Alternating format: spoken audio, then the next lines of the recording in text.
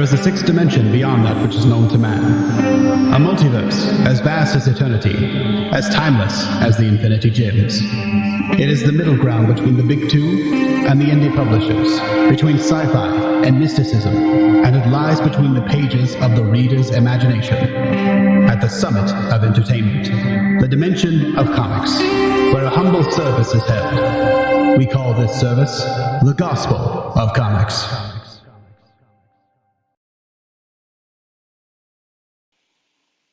Hello, everyone, and welcome back to the Gospel of Comics. I am your host, the Church of Failure, and with me, as always, my trusty co-host, Ayrton McCartney. How you doing today, buddy? Can I fire myself at the top of the show? As long as you don't go anywhere, yeah. Okay. I'm fired.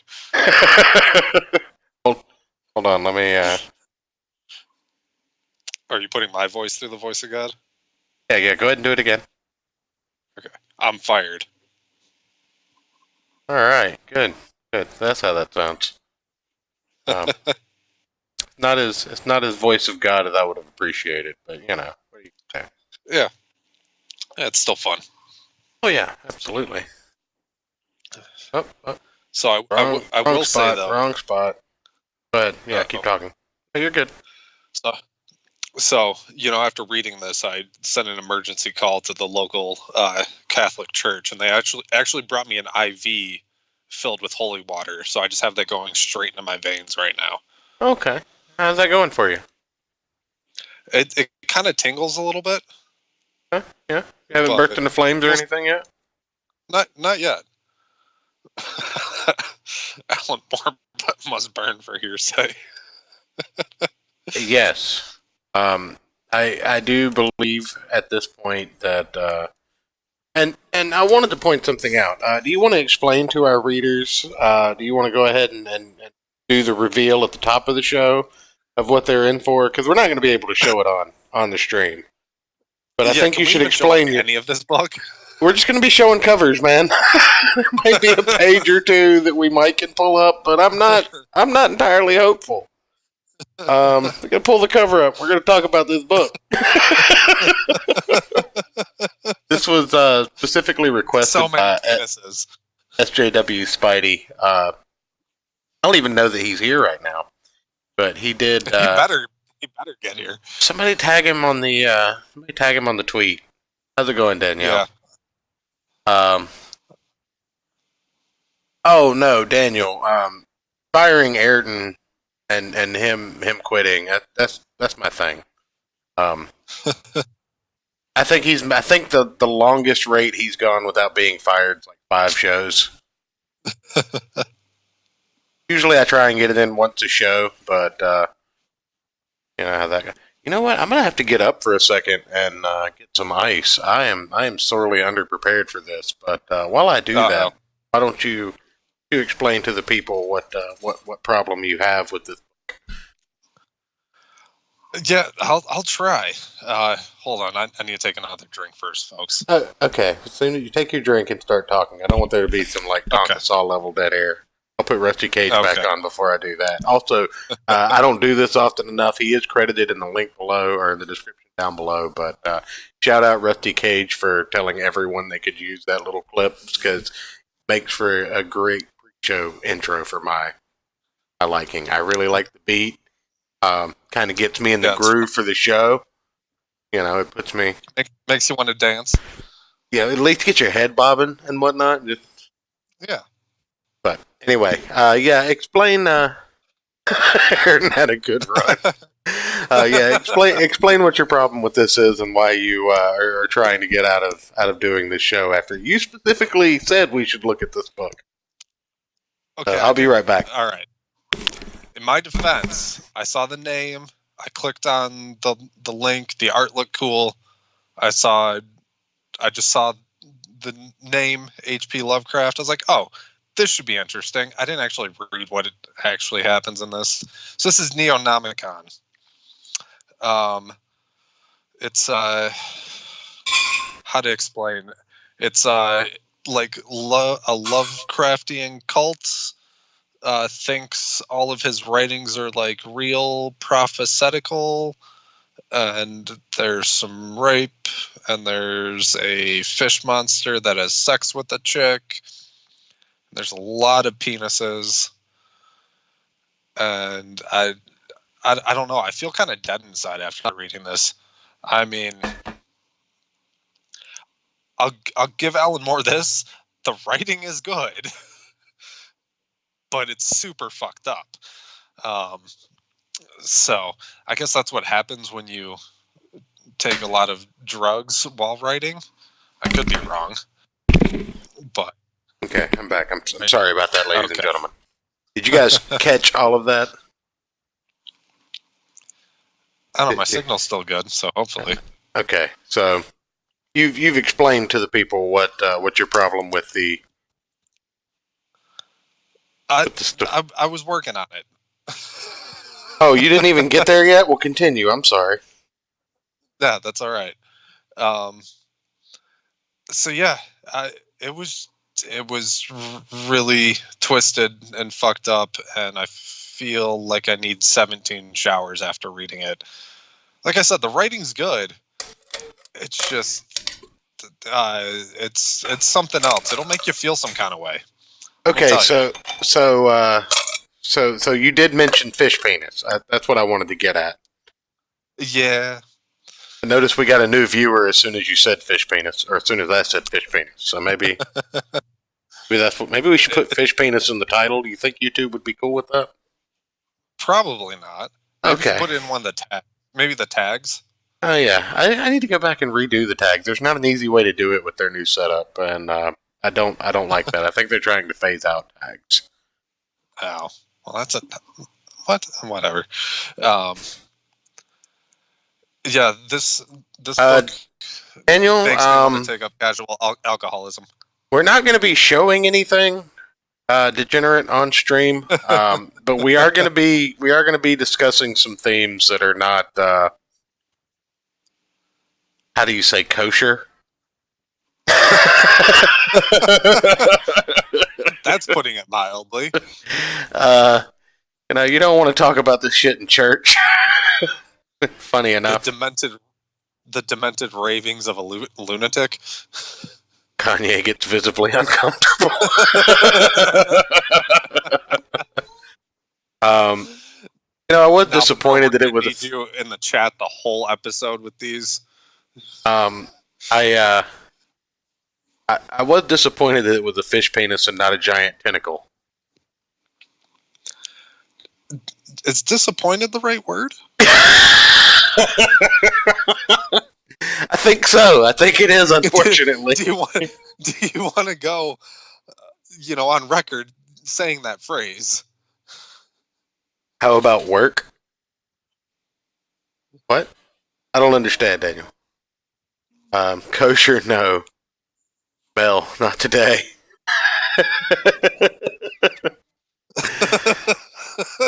But no. So, I guess, like I said, we're going to look at the cover. We may pull up a page or two, but I'm not really about risking it. So, your first issue. All of these had some wraparound covers. Just reading the chat, it's hilarious. All of these had some wraparound covers, and I can share it for you. I'm just underprepared as shit. At least I had everything on time. Yeah. And I mean, let's just say, this cover it's really good looking. Like, the art's gorgeous. Yeah, the book's art is misleading, but the book's art is pretty good too, though. Yeah. It's just, the writing and art is really good. It's just really fucked up. Yeah, it's definitely not. How do you say, safe for work?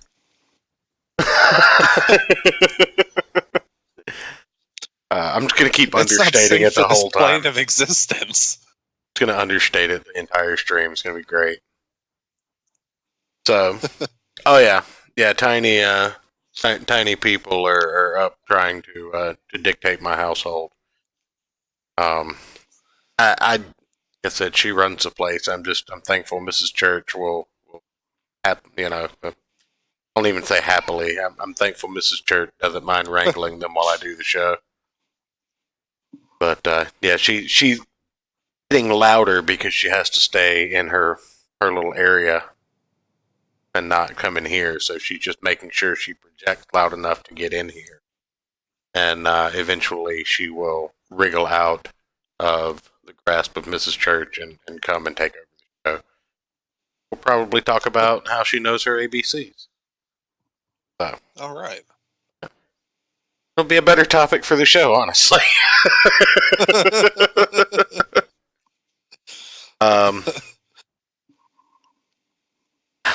Isn't it? We'll get into that now, bro. Isn't it true that a lot of times when he shows up in interviews and shit, like they describe him as a wizard, like unironically? I mean, that's what concerns me about this book. Is this like based off of like his life? I don't think he knows the person that birthed one of the great old ones. I mean, oh, sorry, spoiler alert. That's there's a little bit of doubt there, though. Yeah, the spoiler alert. That's the whole grand scheme of the book. We can just cut it off here. Oh man, apparently I just left the stream running after I got done with Magic Arena, even though I turned the stream off. So I've been streaming. That explains why I've had shit internet all day. Kind of hate myself a little bit. Here. Kind of hate myself. I'm just glad it wasn't actually live on YouTube. Our channel would have so many flags because of the videos that I was listening to while I was working. My job would have been doxxed. I would have been doxxed. It would have been awful. There would be a 20-hour stream on my channel right now. I mean, if anything, that is how you're going to be doxxed, is by accidentally boomerang something up. Oh, absolutely. 100%. Yeah. Okay. But anyway, take one more look at the chat real quick. The real title is True Tellings of a Deranged Mind. So that's oddly classy. That Actually, is. I like that title. Now, Danielle, can you turn those bleach Jello shots into like bleach like Visine eye drops instead? Right. All right. Documentary about arcane aspects of history. The Nazis were actually into that shit. I think were we talking about that last night? Was it last night? I don't know. We were talking about how the Nazis were actually into shit like Hellboy and whatnot. I think they were into the occult, trying to harness that. Opponents always bring up Moore himself. He knows way too much demonic stuff. John D. Fantastic. So the book we're looking at, thanks to Ayrton not knowing what he's asking for and SJW Spidey suggesting it, we've got Neonomicon, an Alan Moore story. This is Jason Burrows on the art, and Juan Mar on color. No. Avatar Press. I'm just curious. Which I'm sure is the only publisher that would put this out. Now, I want to know, so like when they're doing the concept art bits, right? Mm-hmm. As they're putting the story together, what was that conversation like describing the fish penis? It probably just said fish stick in the script. So this is what the art looks like. I figured there's nothing too terrible in the first part of the first issue, so we'll look there. It's not really bad until the second issue, is it? I think there's some tits at like the end of this issue, but Yeah. I don't know. It's all a blur. Is time even real? Matt Christie, thanks for dropping in, man. Danielle has obliged you in the chat. Oh, thank you. First things first, we're introduced to 2 federal agents, and these federal agents have been tasked to go question a guy in an insane asylum. And you get through a little bit of exposition and introduction of who these 2 characters are, and they make their way inside the nut house. You find out old girl here used to be a sex addict, and these 2 are partners in the FBI. And he's trying to convince her that even though she was a sex addict, she's not crazy like this guy who apparently cut people's heads and hands off and carved their flesh into tulips while they were still alive.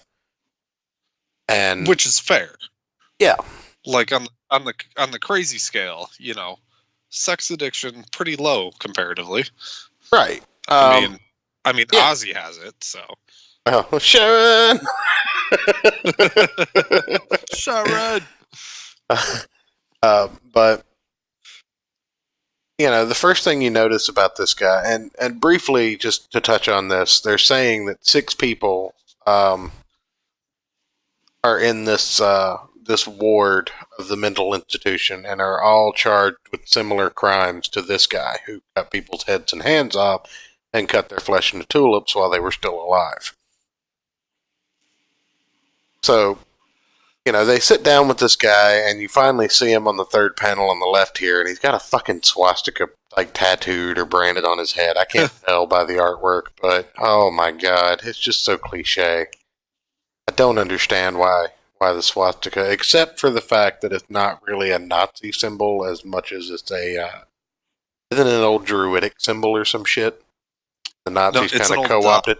No, it's an old Hindu symbol if it's flipped. Okay. So it depends on which way the outside lines are pointing. Depends on if it's the Hindu symbol for, I think it's peace. Okay. Weirdly enough. Yeah. But I'm pretty sure that's actually a swastika. Right. Can we show that on stream? Yeah, I think so. Okay. We're not promoting it. True. I would never promote white supremacy. Swastikas in your forehead, folks. Right. I don't support white supremacy or the Nazis. I love Israel. Oy vey. But I don't know that Alan Moore does.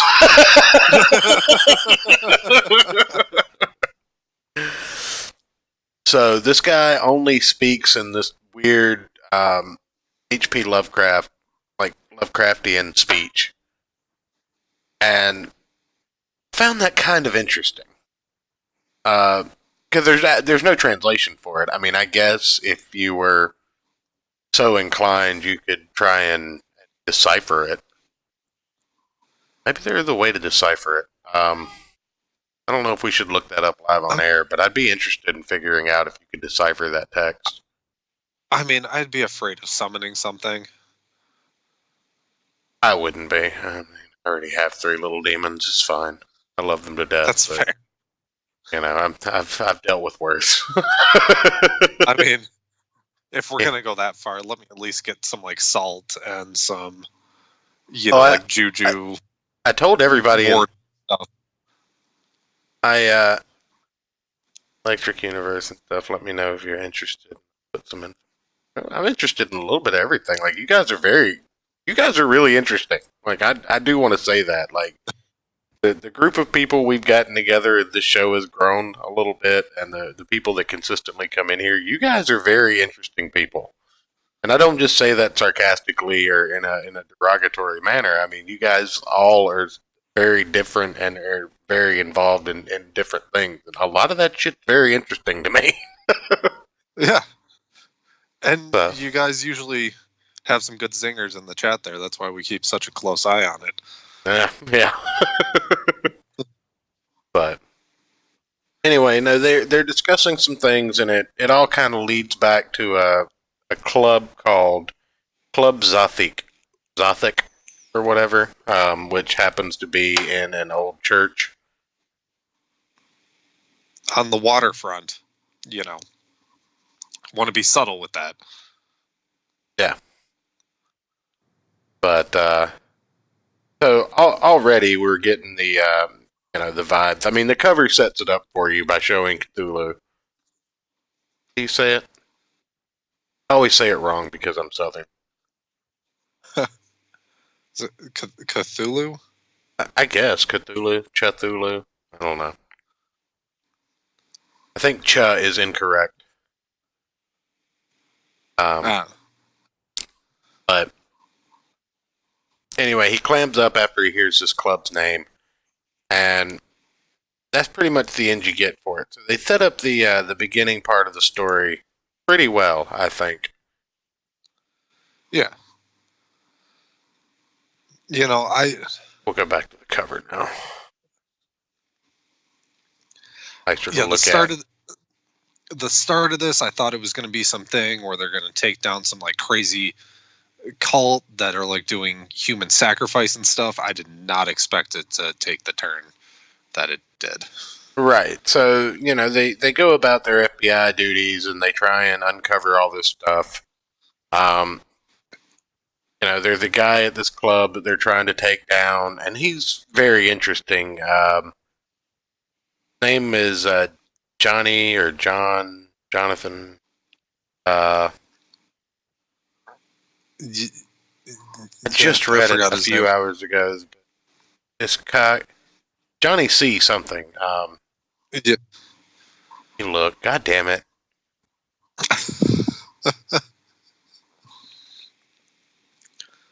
I mean, I would be having the book in front of me, flipping through it as we're doing this to remind myself of everything that happens while we do these reviews, but I don't really want to be reminded of everything that happened. Oh, do you want me to kill? Do you want me to kill the screen share? I don't even have the screen share up. I'm watching the chat. Okay, I'll just kill the screen share then. It's a waste of bandwidth. You hear him, folks? He's scared. I am. I think I'm gonna have to do an exorcism on my iPad.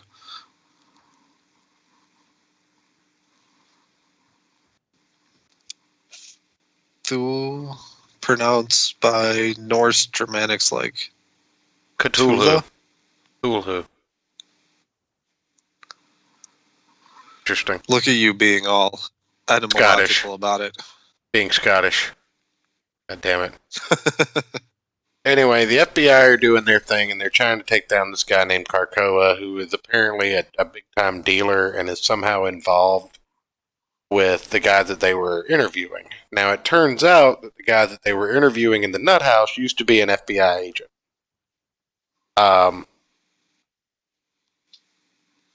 They give you a little bit of exposition that he just kind of flipped while he was undercover and looking to take this guy that they're going after down.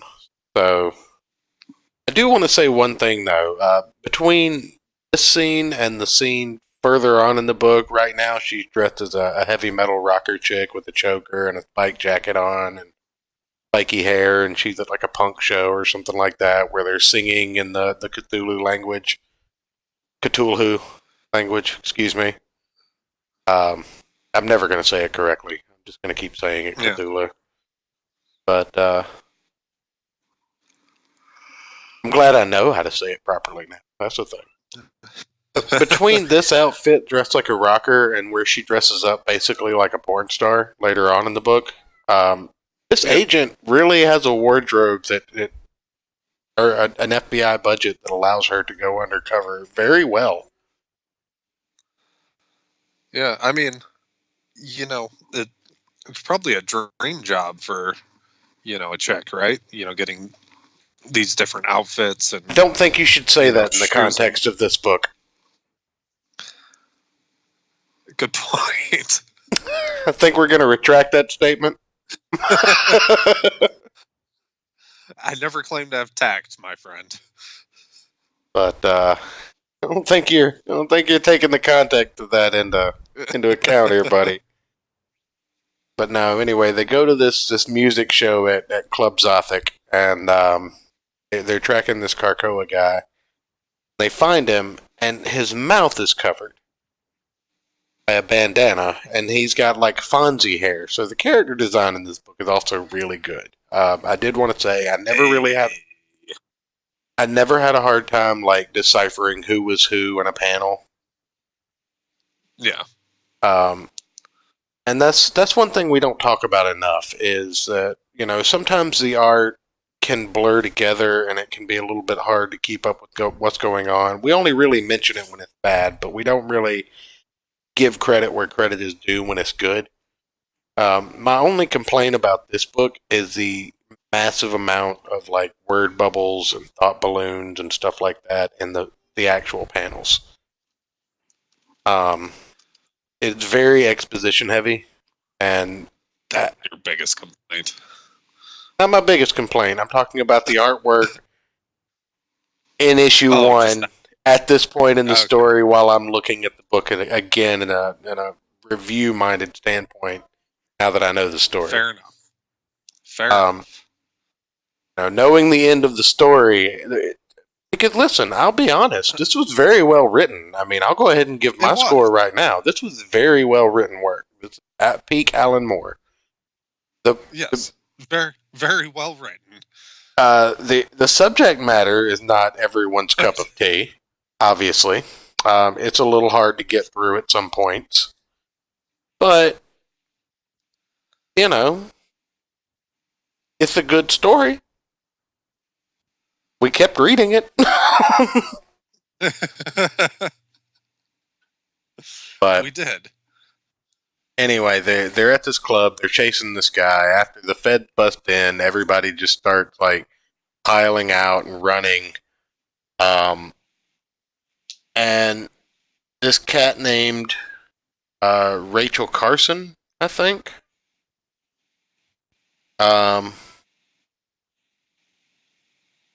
The chick that jumps out and attacks them? Yeah. Or no, Randolph Carter. She jumps out and attacks this officer while they're chasing Krakoa. Krakoa gets away in the drain vents or whatever. And allegedly. Yeah. So all of these guys are freaking out, and they miss their guy again, and you really don't have an idea what's going on. Like right now, this is being written pretty much as a straightforward procedural with Lovecraftian trappings, right? Yeah. Like at the current point, you think it's some kind of drug. I was super into it at this point. I was like, oh, they're going to be like chasing this guy all over the place. It's going to be like this cat and mouse thing. Right. Yeah. Why does he have the bandana over his face? Right. But there's more exposition. The two get to know each other. They raid the suspect's residence that he shares with his mother, and they discover this is the first part of the book where you're just like, oh, this is graphic. Yeah. There's an old woman who's cut her throat with a razor blade in the apartment. This is his mother, completely naked, saggy, and other unmentionables clearly depicted in the panel. Bush alert. Yes. Not to be so vulgar, but I like my women like I like my coffee. No pubic hair.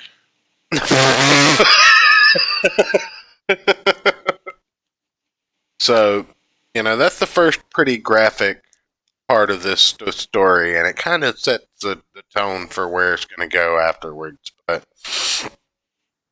does it though? It kind of does, I think. There's some foreshadowing. I mean, I thought it was more like, okay, this is just going to be a little bit more graphic than what we normally look at. Well, yeah, but I mean, it shows that everything's kind of...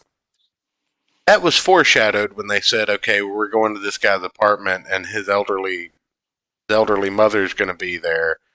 It wasn't foreshadowed that she was going to be stark naked with her throat cut, but once you kind of pick up on the fact that anything that's foreshadowed in this book is usually fucked. Fair. You pick up on everything that's foreshadowed in this book is usually fucked. So our main character's still outside, and the suspect they're chasing is suddenly behind her and talking to her. Everybody hears it.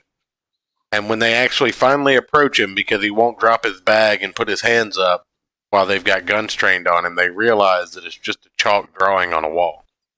That everyone heard him talking. And yeah, and see, I still thought this was going to be... It was going to be like some Scooby-Doo like illusion type thing going on. You know what I mean? No, not with the old ones on the covers of these books. I don't. You never get out of anything Lovecraftian unscathed. Yeah, apparently. So then you move to book 2. And book 2, again, the cover really doesn't have anything to do with what's going on in the book. None of the wraparound covers do. Some of the alternate, are gorgeous. Some of the altered and variant covers have some stuff to do with it, but not a whole lot.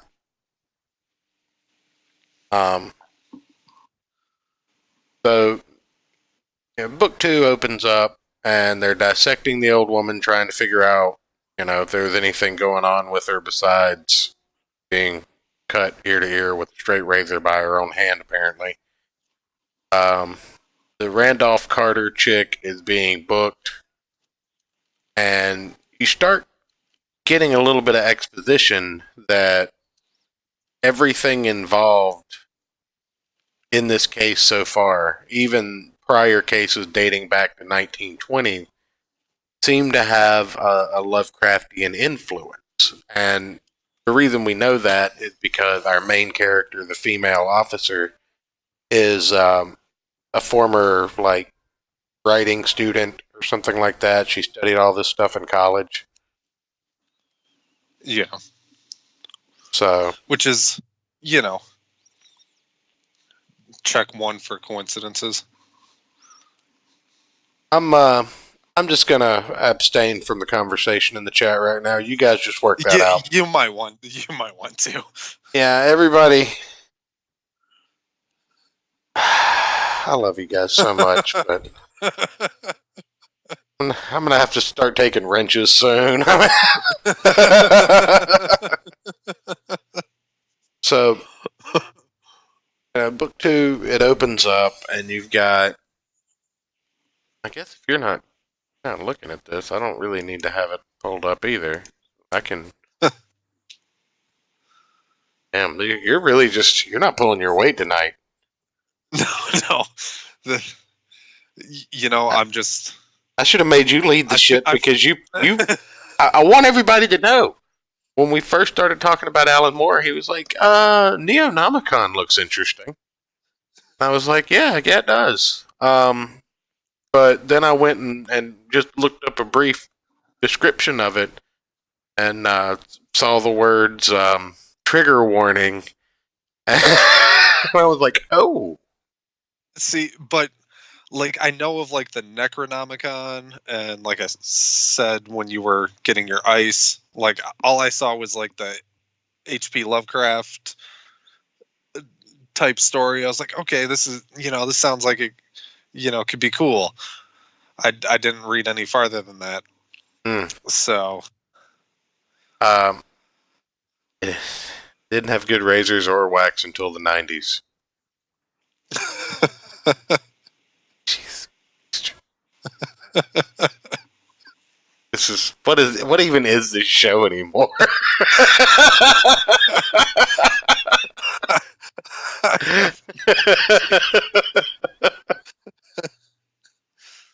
Roomba death bots and Turkish barbers. Have you ever been to a Turkish prison, Novel Bro? He pleads the fifth, I'm sure. Anyway, I'm just going to get back to the. I'm going to get back to the review. That's what I'm going to do. Oh, I do. I do love you guys. I can't comment on the conversation happening right now for fear of just getting shut down. Like, live chat's probably not going to survive the stream. They're just going to fucking block that shit out as soon as this shit goes VOD. But I'm glad I'm here to experience this.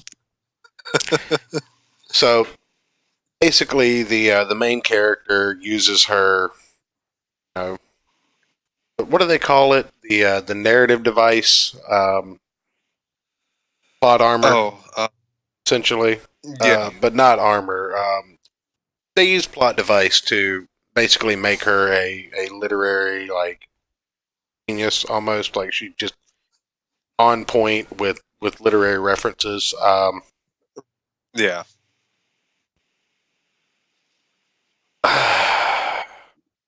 Turkish people don't exist. I don't know about that one. Probably need to do some fact checking.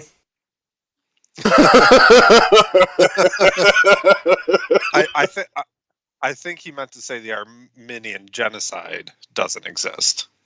Right. Oh, okay. Okay. Yeah. That's it. Right. That's all a myth. Yeah. That's what the Young Turks say. So it's got to be true. Right. Right. Novel Bro chat giving the gospel and existential crisis close to that, resembling Rorschach's.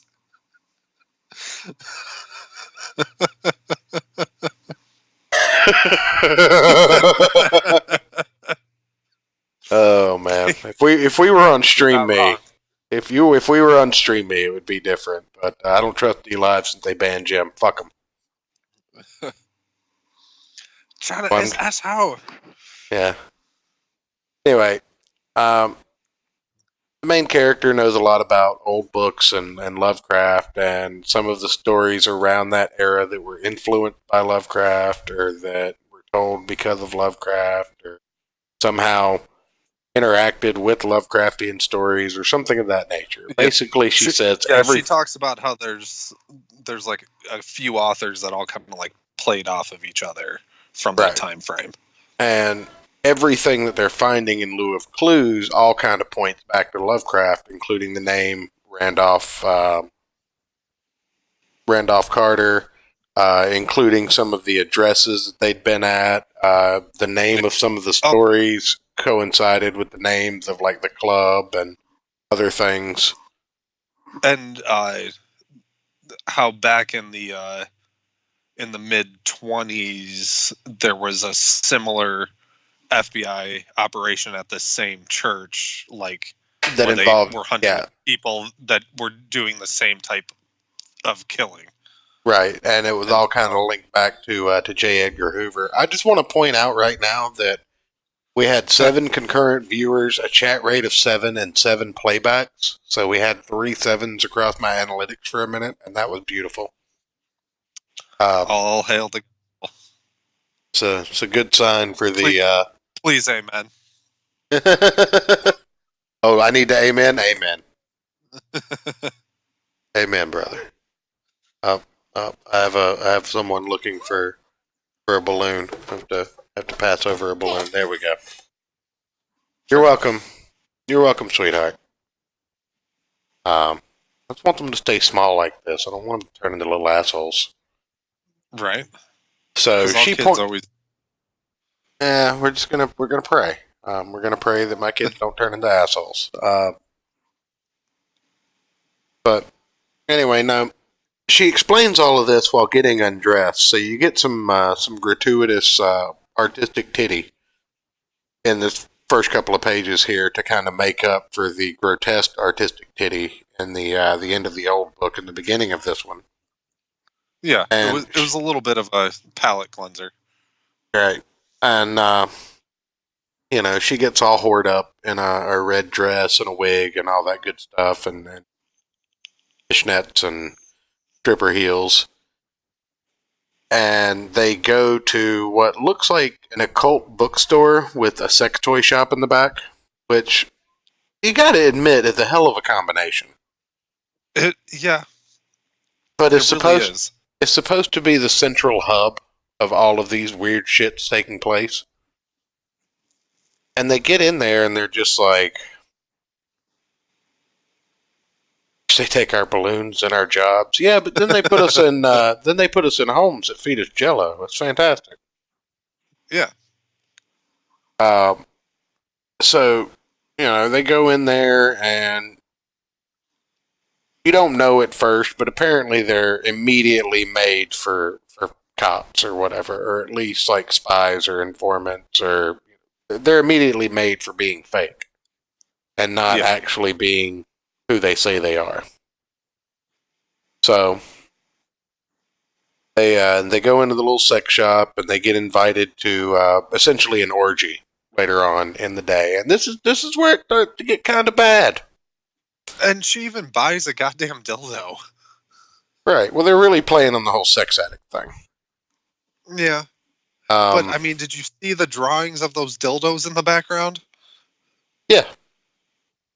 They were like tentacles and weird shapes. I think one was in the shape of a question mark. There was a starfish earlier in the book. Yeah. It was weird. Starro would be ashamed. I mean, this is why Starro attacked and the Justice League. We live in a society. We live in a society, Ayrton. A society of people kind. Whatever you do in the privacy of your own home with the gimp and your cat in a leather suit, I don't care. As long as the cat's consent, the cat. As long as the cat consents.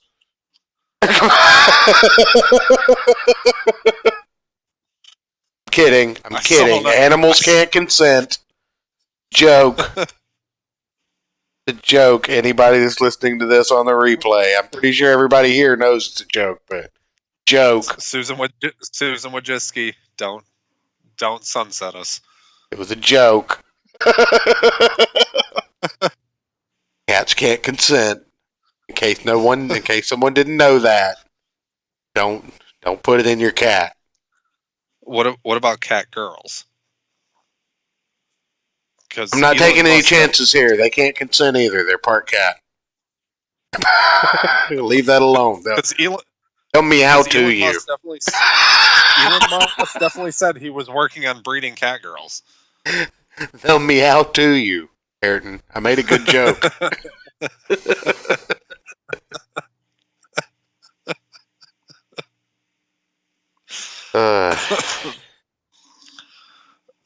What is our life now? Well, now that we're letting people decide what we read, interesting. So, although someone did suggest Arm Fall Off Boy and Danny the Street for our first videos that we do in the actual video series, so I like those two. Neither one of those are anywhere near this level of bad.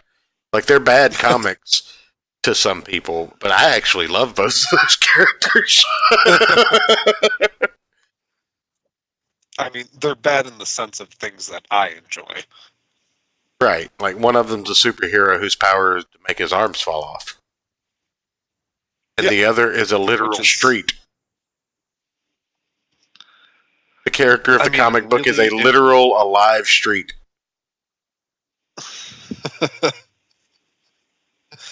And I mean, really, having your arm be able to just fall off could be useful. I don't know. Not if you couldn't control it. Your arm fall off and you didn't even notice. True, but what if you just see the perfect smackable ass, but it's like just out of reach? So you just kind of sling your arm, give it a quick smack, reattach it. How are they going to know it's you? You're like way over here. You couldn't have done it. I don't know. I don't agree with doing that either.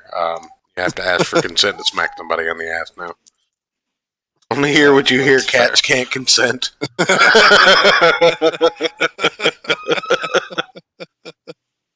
Anyway, back to the book. While my little demon yells in the background. That should be the tagline of our show. The Gospel of Comics. Only here will you hear that cats can't consent. We'll put it on our greeting cards. Happy holidays, and remember, cats can't consent. I'm putting that on my goddamn Christmas cards. What do you mean? Oh, I'll see you in hell, guys. I'll save everybody some window seats.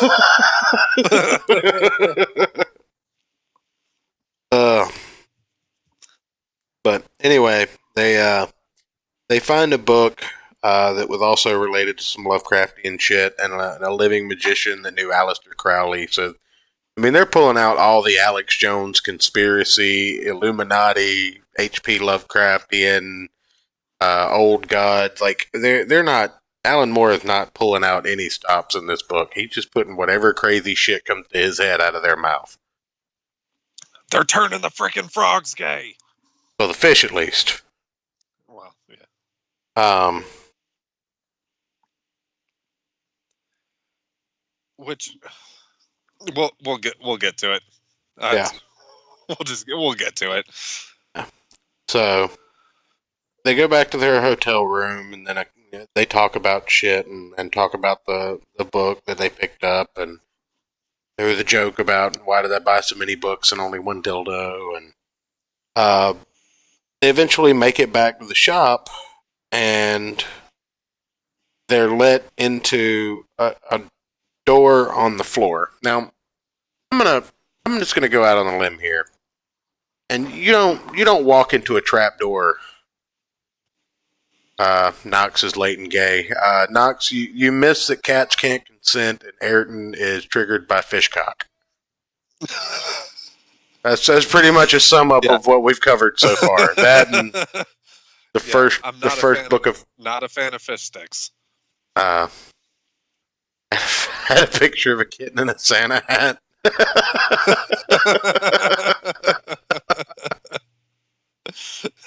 Cats can't consent. Happy holidays. That's right. But TBS, from our family to yours. I want to point out that it may not have been visible from the well, yeah, it was. With the art you guys saw in the first book. I guess I can pull this page up too. Don't forget Sigourney Weaver's Bush. We covered that too. You guys covered that. We did not. We did not. Not live on air. No, that didn't happen. So here we go. Here we have two FBI agents that are walking into an unknown, like a location that they are not familiar with. They're armed with their sidearms, but they have no backup. And they walk into this house, and somebody opens up a trap door. First off, I've seen horror movies. Don't go into a trap door, especially the first time you meet somebody. That's just good life advice, I think. The first time you're alone with somebody in company, and they're like, "Hey, come down into this tunnel underneath my house." The only way to see where you're going is by candlelight. Maybe don't follow them. If it was a wine cellar with a bunch of 100-year-old wines that'll get you fucked up just by smelling them, all right, sure. I don't know, man. But I've read enough pulp novels and seen enough soap operas. Wine cellars are dangerous places too, man. That's true, but at least you can drink. I mean, or you can get set on a wine fire. That's fair, but you could drink while you're on fire. You know. Yeah. No.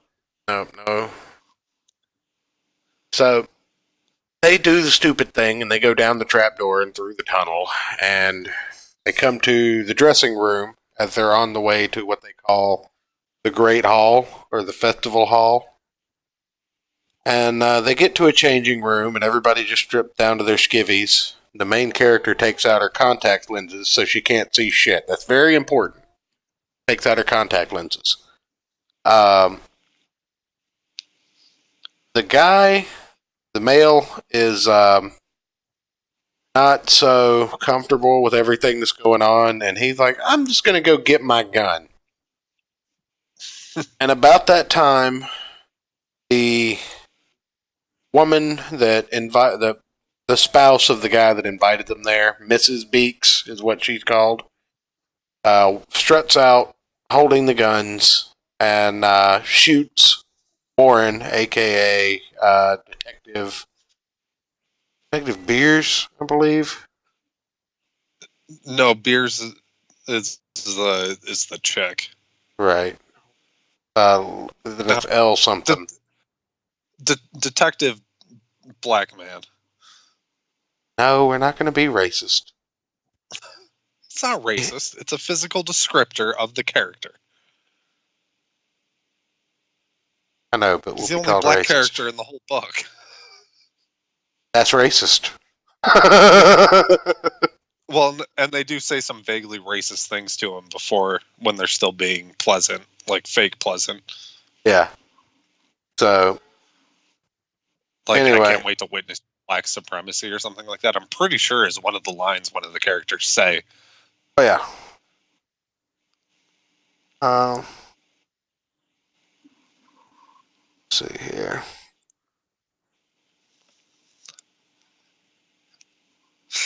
Yes, Knox. Exactly. That is my dream, for someone to take me into a wine cellar and say that. So, anyway, they kill the male agent. He's dead now. There's no coming back. This ain't a superhero book. Shoot him dead. And then there's some blatant racism.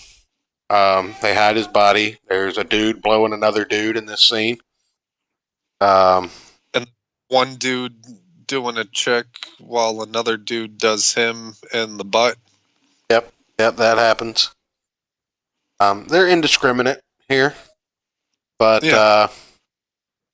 I mean, a hole's a hole, I guess. Yeah, like, it's only gay if you make eye contact, right? That's what my gym teacher told me. Right. Well, then there's some, some rape, blatant sexual assault,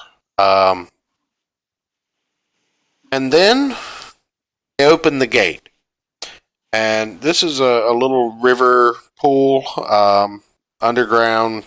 I have no idea where they are, but everybody's really happy about this gate being opened, and you just see these really creepy eyes. At first, I thought it was kind of like a rodent thing, right? It kind of looks like a rat. Yeah. But before you see the eyes, you definitely get a picture of a very mangled, mutated penis. And it producing a bunch of Simone all over one of the girls' faces. Yes. And they definitely describe that the this creature can go 5 or 6 times, but that's its limit. Yeah, the last time I was able to do that when I was 14 and figured out how to lock the bathroom door. Yep. But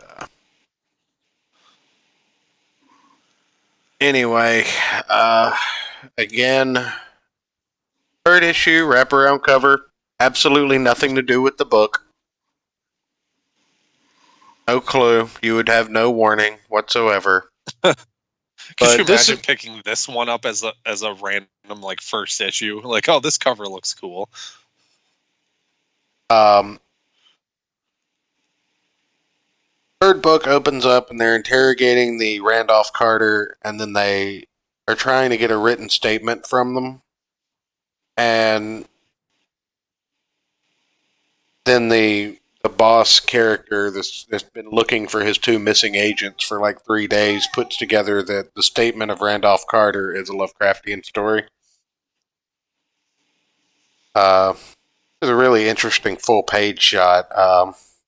Pull that one up, I guess, but maybe I will later. Anyway. Yeah, one of the 7 pages that we can actually pull up on stream from these books. Yeah. and not because of copyright. But that's kind of when it starts to turn weird. Like, we've gone into full Pulp Fiction territory at this point. Like, we went from a fairly... It starts to turn weird, folks. Yeah, well, I'm talking about at the end of the last book where the raping and the fish penis.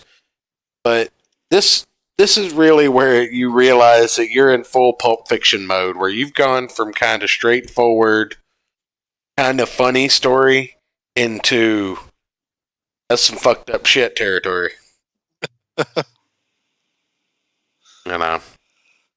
Like, it's one thing to have a story that would.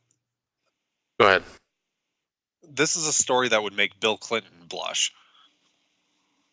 I don't know. It wouldn't make Jeffrey Epstein blush. R.I.P. No. S in the chat for Epstein. But no, he doesn't deserve. I said S. Spit. S to spit. Yeah. Yeah.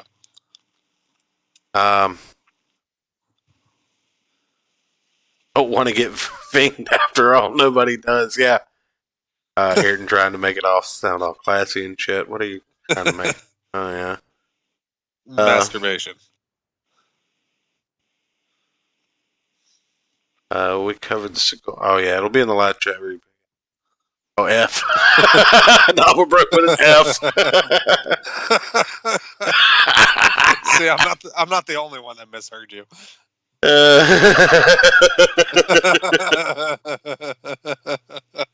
Oh man. Anyway, no. The third issue opens up, and you figure out that the fish is still having its way with this woman. After 3 days. Yeah. So she's completely. You hear the disturbedness in my voice. Yeah, she's completely vacant of any human emotion anymore. He had so much info though. I want to know what John McCain's tumor know.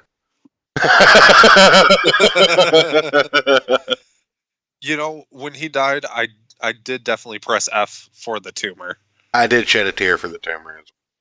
Yeah. Yeah, she's getting sexually assaulted by a Lovecraftian fish creature. That's where the story went. We went from a crime, a whodunit caper to fish rape, in just under 2 issues. And then, like, I don't know, this just disturbed me so much. Like, the fish monster comes up to her, ready to get it on again, and she's like, no, I hurt, let me just jerk you off. And I'm like, the fuck? What?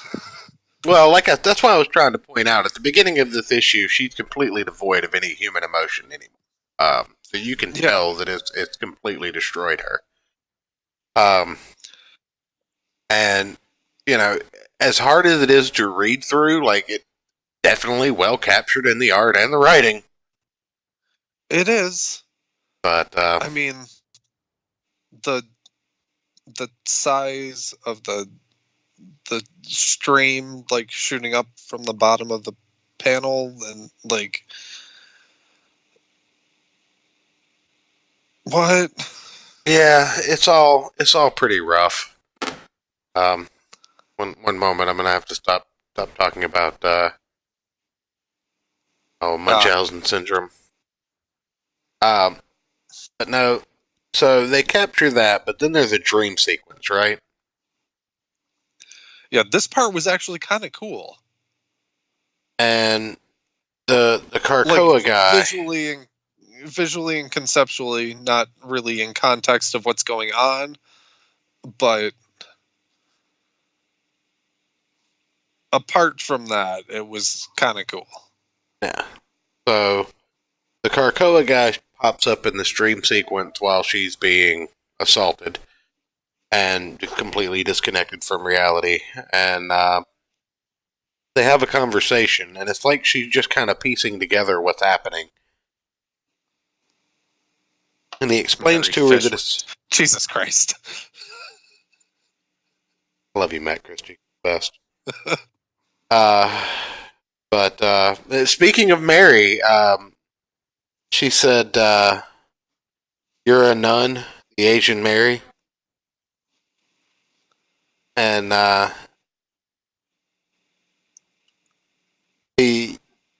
reason he says that becomes clear later. But I believe that that's some kind of correlation with the ending of the story, because this is kind of a really degenerate retelling of the story of Christ, so to speak, right? You know, the virgin birth or whatever, but the virgin was actually sexually assaulted by a fish monster instead of just immaculately, impregnated. And, she wasn't a virgin. Right. Well, I mean, it's an exact opposite, so to speak. I mean, in a certain light, you could say that the Lovecraftian old god would be the henceforth hailing of the Antichrist or whatever. Yeah, that's fair. It's the exact opposite. It's a sex addict with a history, and the that's the only vessel that the carrier of the old gods could impregnate because of their supreme evilness or whatever. Like they can't be held in holy vessels, which virgins are typically depicted as holy because of the Virgin Mary. Yeah. So, but and going back to ancient cultures, they didn't have Maury to tell you who was the father, so it was just safer to know if it was your kid, if it, you did marry a virgin. So after the dream sequence, the woman wakes up and she gets her contact lenses back, and you get a full sighting of the monster that's sexually assaulting her. Which, that reminds me, that's something I did want to compliment this book on. Going back a bit to the initial rapey part, it kind of cuts between like our view of what's going on and like what she can see without her contacts in, and it you really felt like the intensity and the terror in the artwork between those different views, and I thought that was really, really well done. Yeah, no, the art in this book is, really well done. The art in this book is utterly fantastic. But just as she gets a sight of this guy, this creature, it again grabs her and then goes for another round. All the while, you're getting exposition from her team back home, and they're trying to figure out what's going on and how all this connects to the guy that they had initially been after. And it kind of jumped back and forth in between. It's basically a very intense R-rated version of a Law and Order SVU episode at this point.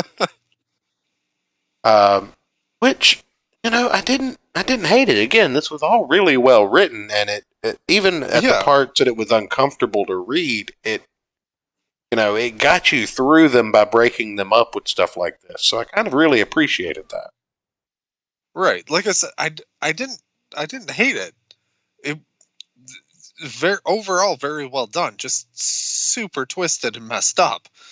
So during one of their break sessions or whatever, because this creature it doesn't really show signs of supreme intelligence. Obviously, like it's very animalistic in nature. So I can only assume that it is almost supposed to be depicted as a victim here as well, and you're supposed to hate the people at the end of this book more than you do the creature, because it's only acting in its animal instinct, and the woman's been trapped with it knowing what it would do to her, blah blah blah. But The next scene, you see this creature sitting on the edge of the river water pool, and she's covering herself with some kind of cloth and offering to share her food with it, and trying to at least speak to it, and it doesn't really communicate with her. And she tells it no, and it speaks in this weird grunty language or whatever. And she tries to explain that she's in pain or whatnot, and it eventually, comes to the point that you were talking about, where she's like, "I'll just give you a hand job," and that's when you see the disturbing shot of this point of fruition. Same. Well, semen, yes. Yeah, same moon. But she cleans herself up, and then she's like, "I have to pee," so she walks over to the edge of the pool, and she squats down to pee without getting into the water, because she figures that's an open invitation for this creature. Yeah. And it's a very human moment when this happens, because she, this whole exchange where she's just like, no, and she's trying to rationalize with this creature. I feel like this is the point where anybody else has pretty much already given up, in their quest for freedom, or thought that they might make it out alive or whatever. I mean, it feels like that this character has pretty much already counted herself for dead, and is just counting down the days until they finally get done being amused by her and kill her. Because all as much as alluded to earlier in the story. I mean, I'll give her that. If I was to be, butt fucked repeatedly by a fish monster for 3 days straight, I'd probably just be like, kill me now. Just, I don't want to live through this. You kidding me? Could you imagine the headlines? You'll never live that down. Yeah. Well, this thing gets up and tastes her. You see Ryan Johnson? Ryan Johnson, this is how you write a strong female character. Anyways. Yeah. I mean, you're not wrong. Think you can do without her showing being sexually assaulted by on panel. Yeah. Not saying we need fish rape in Star Wars, but I mean, could it really hurt at this point? No. But then something interesting happens. The creature tastes her urine, and I immediately, because I'm a father of 3, and I know all the old wives' tales about pregnancy and all that stuff. You pee on the rabbit or whatever, and you can tell if you're pregnant. Well, urine is directly responsible for the outcome of 90% of pregnancy tests. And, this creature eventually is really interested after tasting her urine, and I'm like, oh, God, she's pregnant with its offspring. Now she's important to it. So he breaks open the gate and I've had a frees few her. pregnancy scares in my day. Okay. He breaks open the gate and frees this girl, basically, by dragging her through the river in an ordeal that I assume she probably shouldn't have survived. And then there's the 4th book. Which is a little bit more tame. Yeah. A bit more fun. Yeah, the fourth book is probably it's really welcomed after the 3rd book. Admiral Akbar's insemination session. Oh, Jesus Christ. Fuck about fish monster repeatedly sounds like something that might happen at the tribunal. Look, we don't talk about Ro like that in this stream. We like Ro. We do not call him a fish monster.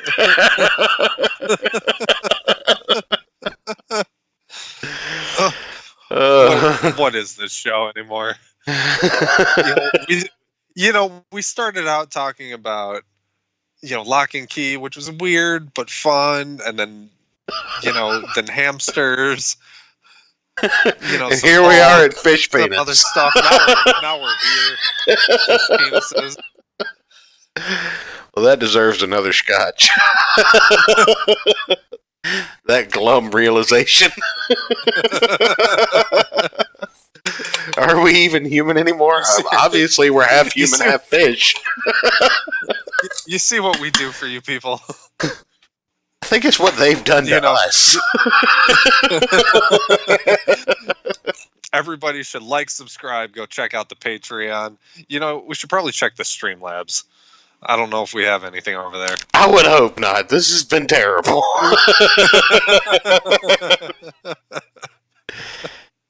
I hope nobody's paying us for this. Kidding. Technically, I want you to did, right? Well, I mean, he was our first patron, but he recommended it, so I was like, all right, fine. No, nothing in the Streamlabs yet, thank God. Okay. I was a little bit worried during the during the discussion that was happening earlier. Yeah, I mean, we already had a request for She-Hulk feet yesterday, so. Well, some things we can't oblige, but I'll definitely read it. Oh man, I overpoured that one a little bit. Cheers, gentlemen. And Ayrton. Cheers. Save this show among your greatest hits. I don't know if that's a good idea, novel, bro. Private, this motherfucker. You have to be a patron just to see it.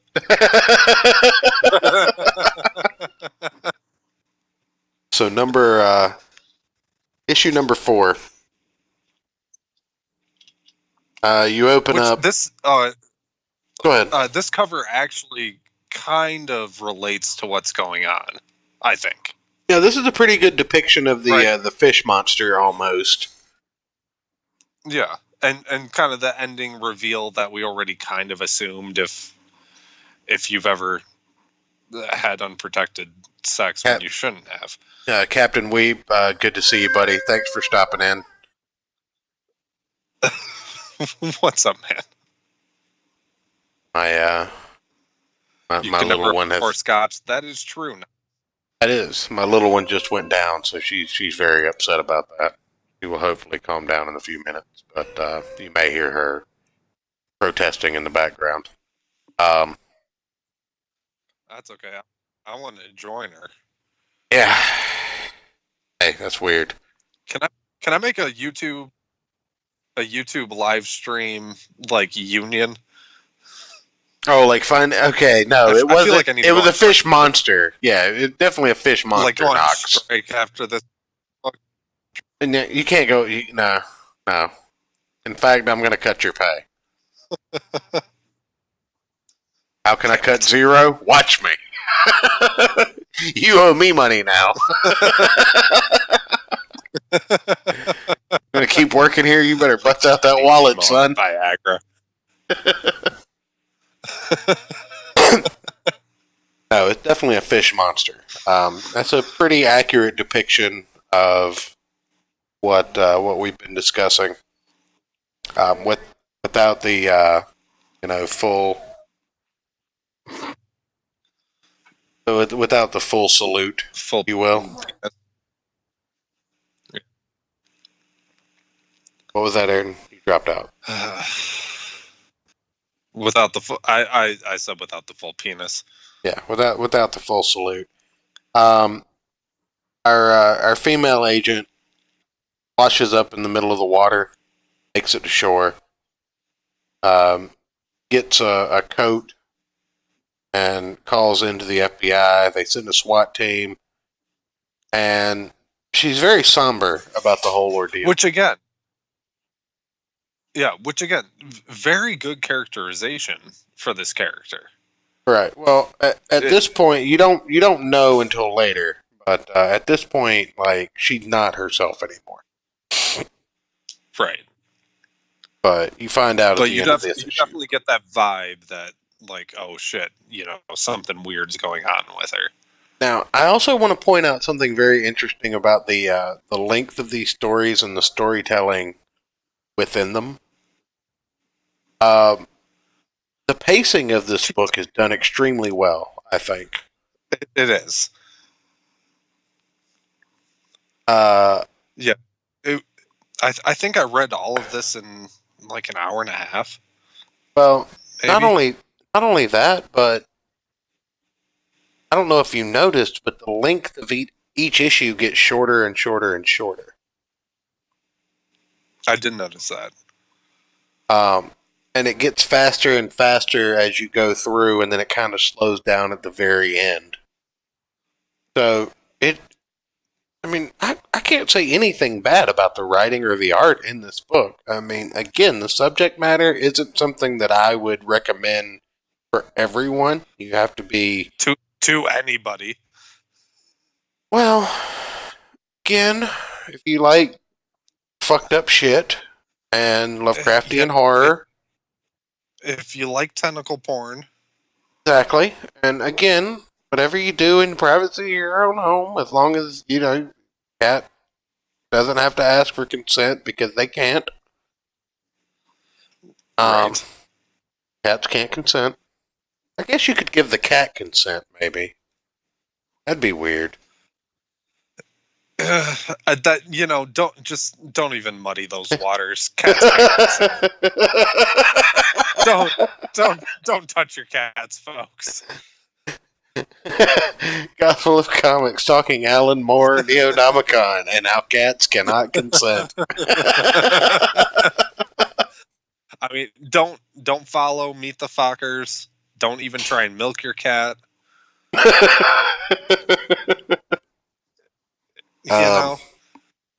But anyway, the SWAT goes into this occult bookstore. Everybody gets killed, in the bookstore. And then they go underneath the trapdoor, and they discover that the fish monster has basically killed everyone that wasn't in the bookstore but was at the orgy. And it appears to have killed them by cutting off their hands. And ripping off a few heads. Yeah. And there's some... This episode is definitely getting age restricted now. Yes, it is, Knox. Oh, absolutely. It got age restricted as soon as Alan Moore was in the title. Right, yes. Maybe I should pre-age restrict it. Like, can you do that?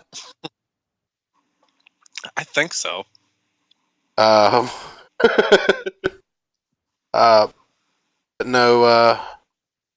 it also looks like this creature has used the blood of their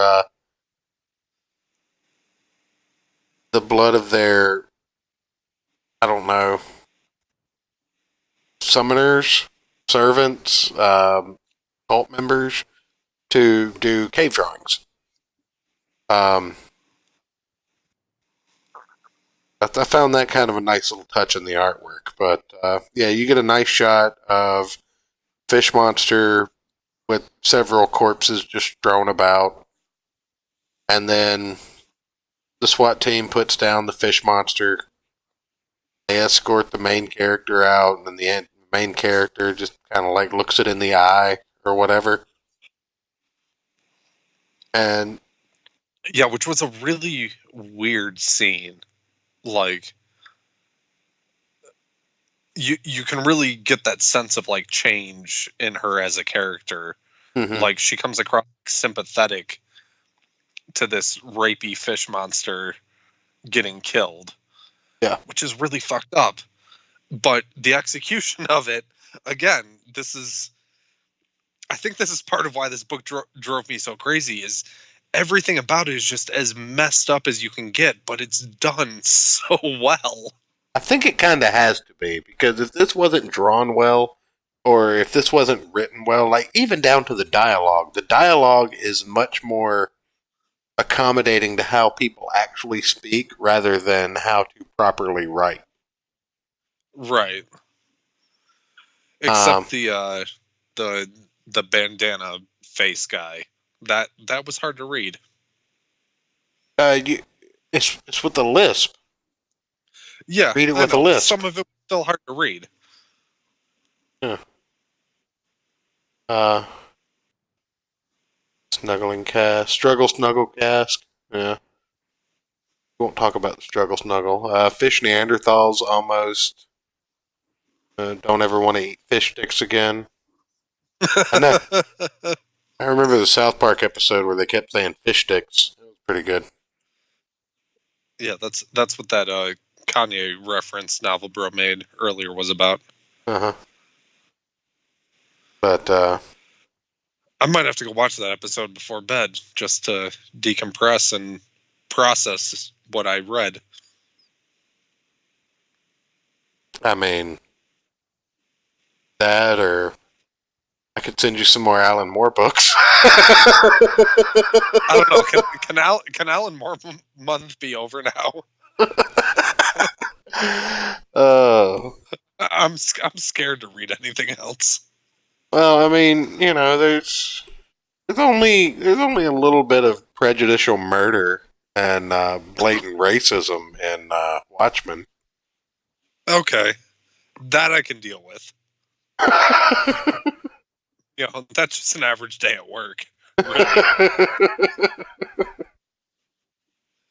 Oh man, go in and tell my manager, Mr. Goebbels.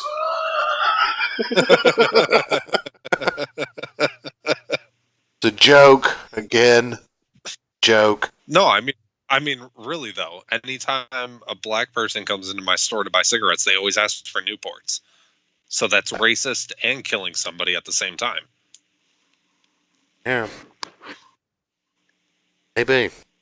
So, just to finish this up real quick, at the end of the fourth issue, the main character makes another appointment to see the crazy guy that we talked to at the beginning, and they get into this very interesting, like pseudo discussion in the language. That what they call it the Alco. The language is the Alco. It's sort of just been coming to the main character, and they start discussing how they exist on a different dimension, and time isn't measured the way that people perceive it. Like and again, this part is really cool. Like, yeah, I can pull that up. I can pull that up and show those 2 pages. Yeah, show that where their bodies are all like stretched out and shit. Where it looks like a Microsoft window, like a solitaire Yeah, error when or Microsoft whatever. Windows crashes and you move the message around. Yeah. So it actually kind of looks like the big brain meme in real life. Yeah. But Yeah, I don't want to look into the writers of the Teletubbies novel, bro. Thank you. I mean, if you become a patron, you have to. But this is kind of where you get the big reveal that if you basically picked up all the clues, you knew that she was pregnant by this fish monster. Yeah. But the guy realizes that she's pregnant, and they realize that she's not only pregnant with the seed of a fish monster, but it's one of the old gods that she carries, and they name it. I mean, yeah, the old new god, right? That's what they call it. They explain that the Lovecraftian mythos isn't about it being old, ancient gods. Lovecraftian mythos could very well be the storytellings of the gods of new coming, and that kind of pieces together some of the out of context quotes from the first book where they talk about the mistranslation of the Book of the Dead, the Necronomicon or whatever. They talk about how it's the end of the beginning or whatever. But Right. Let's see, what did they?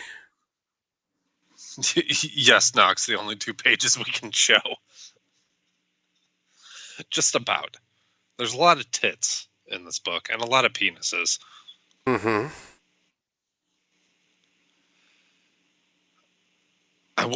And I will have to say, they didn't go full racist and make the black FBI character's penis like just hang down to his knees, which I kind of expected. And there's enough shots of it that you notice. That's one of the other things that's fucked up about this. I didn't pay that much attention, but glad you did. Thanks for the report. I mean, so it is the tribunal. All right, I'm gonna butcher pronouncing this, but I'll type it in the chat real quick so that you guys might also butcher pronouncing it. Right. Nyarlathotep. Yeah. So, I mean, overall, Nyarlathotep.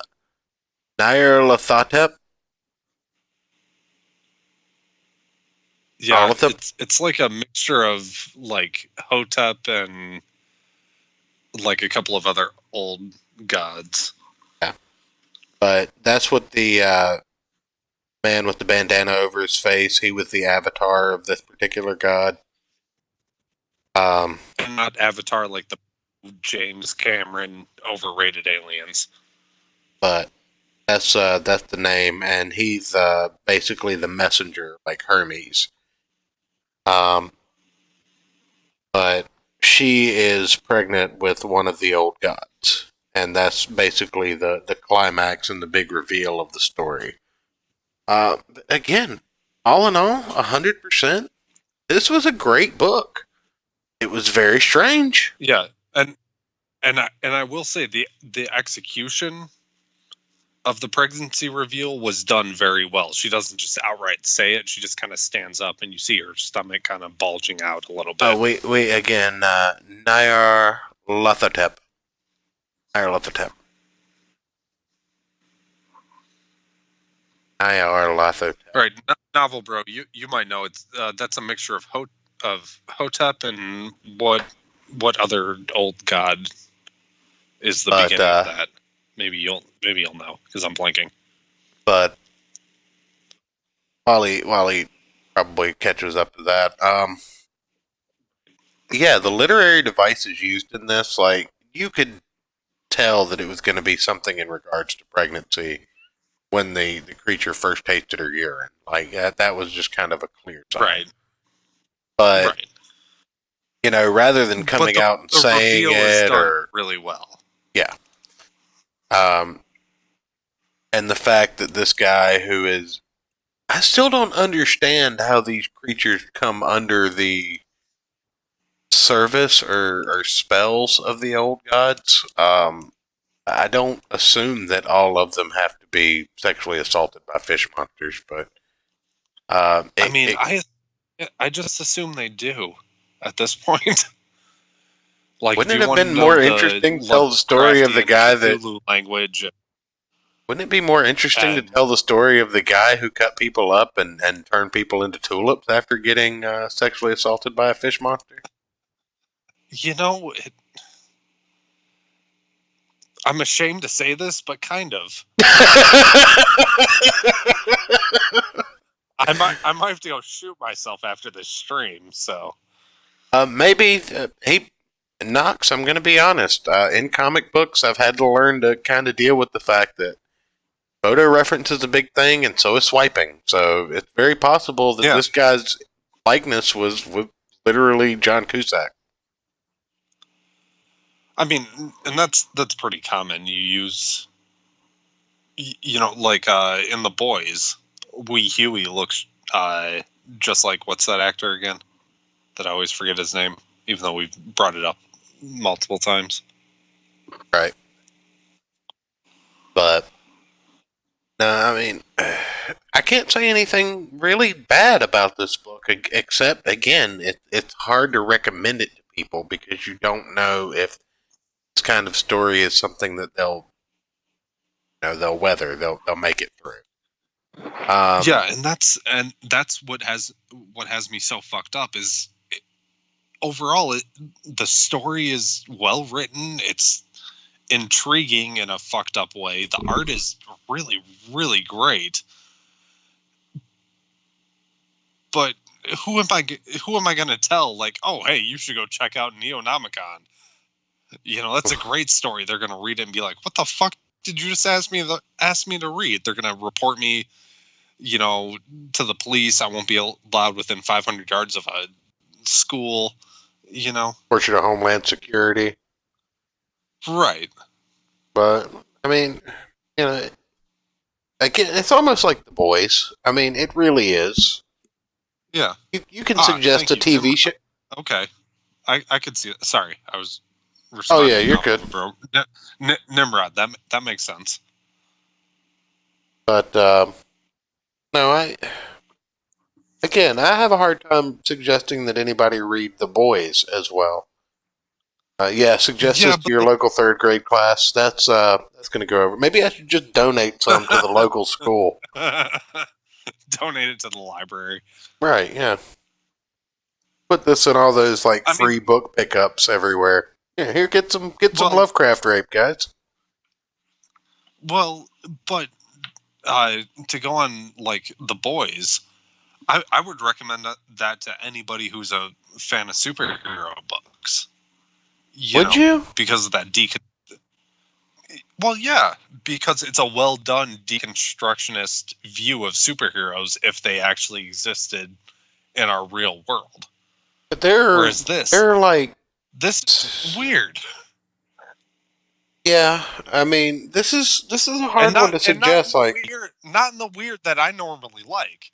Like a writer or a horror. Brubaker, Godzilla attacking certain buildings just so he can, scratch off his shedding skin. Maybe writers and horror buffs that's an easy mark for this book. Yeah, fans of Lovecraft, they're going to get all the references that we probably missed. Right, and as long as you can handle the adult themes but again, I mean, this is kind of a really heavy book. It's not as heavy as I Kill Giants, I don't think. Just emotionally, but that could just be because I couldn't necessarily connect with the main character, because as a man, obviously I can empathize, but I can't emulate what a woman would experience. I know that's kind of a cop out that a lot of people use in SJW arguments, but it is true. I can tell you my experience. I thought you were going to say because all men are born sex addicts, but no. I mean, I can't empathize what it would be like to be a sex addicted woman, because I'll never be a woman. Right. Yeah, I mean, guys, we just kind of sit there like, hey, I have a dick. You want it? No? Okay, how about you? No.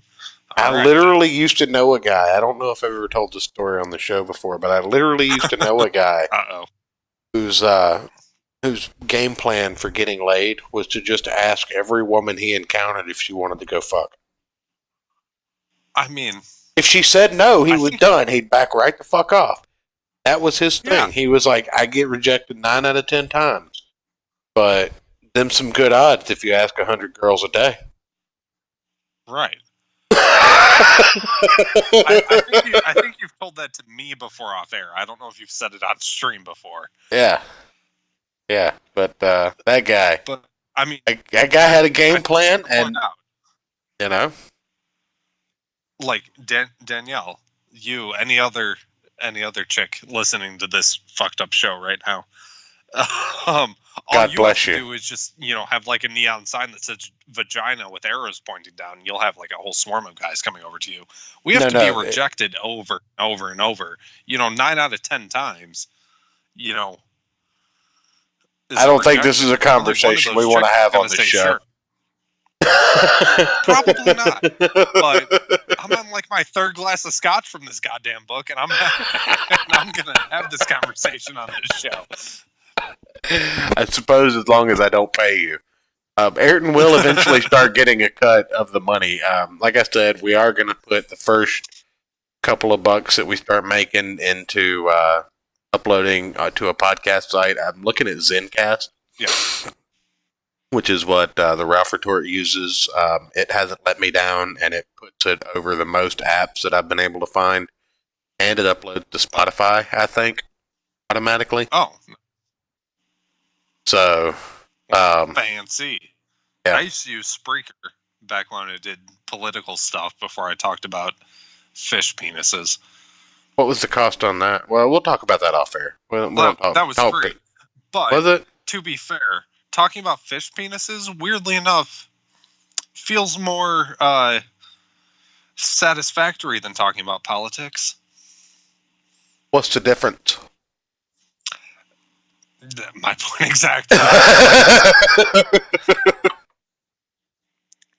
This is the first book we've read that would make like Bill Clinton and Bill Cosby. There's a lot of sexual assaulters named Bill. Would make both of them blush. Watch out, Bill Gates. So. You're next. All right. There's the lesson for today, folks. Never trust somebody named Bill if they're giving you a drink. That's or asking you to put a cigar in one of your orifices. Yeah.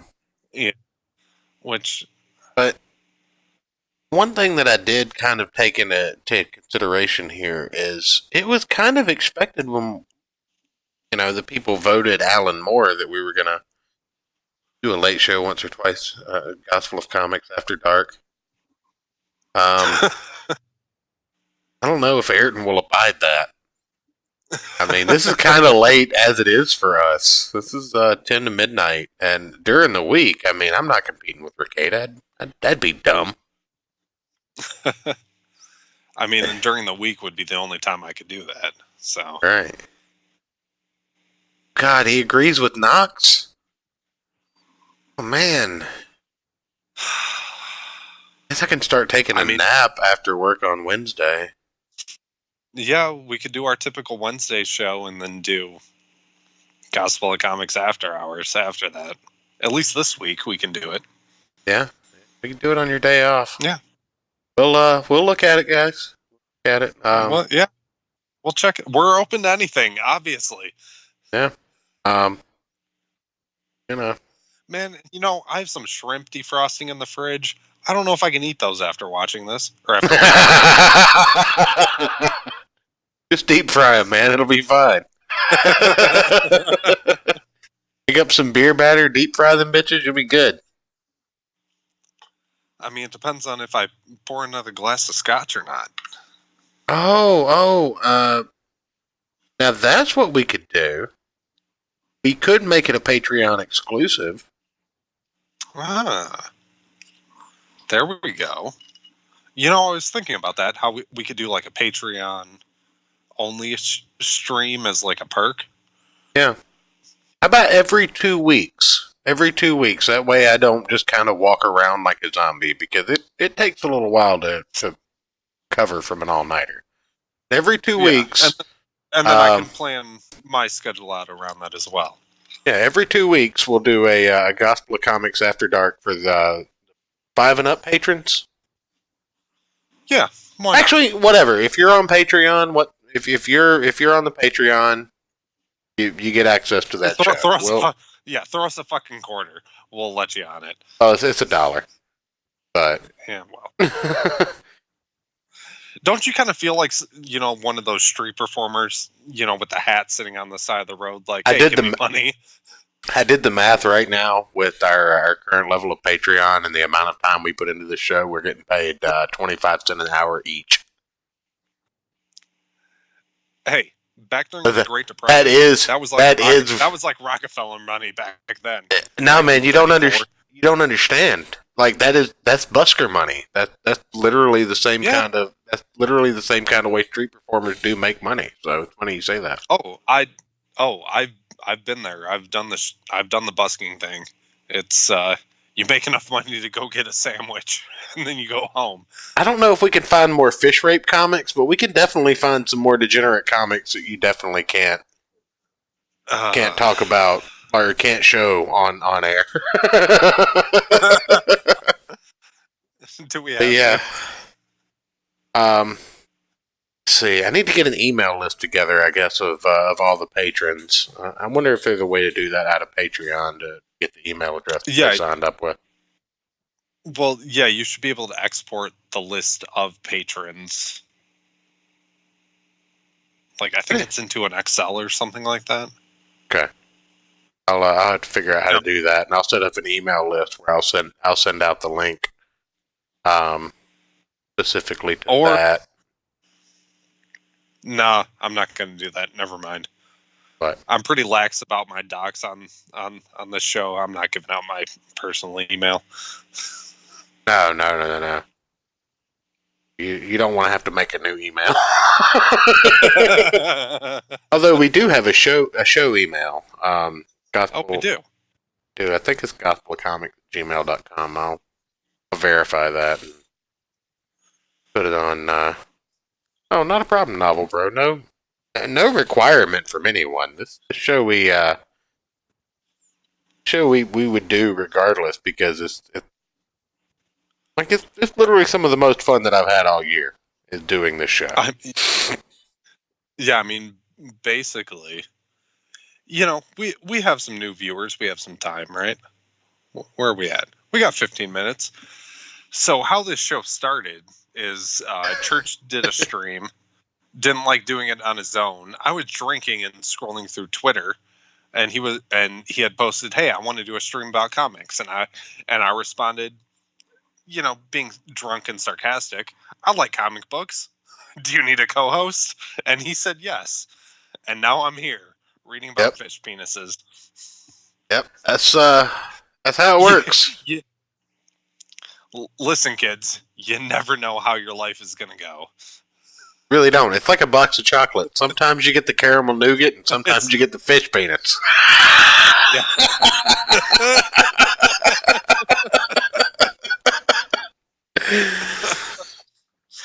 Damn it! I got the one that tastes like toothpaste. I'm gonna have to eat 4 more of these to get the taste out of my mouth.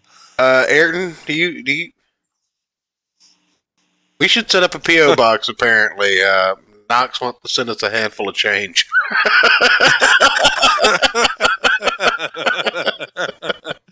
As long as there's pocket lint and a button and or a paper clip in that handful of change, we will accept it. Apparently, everyone liked the box of chocolates.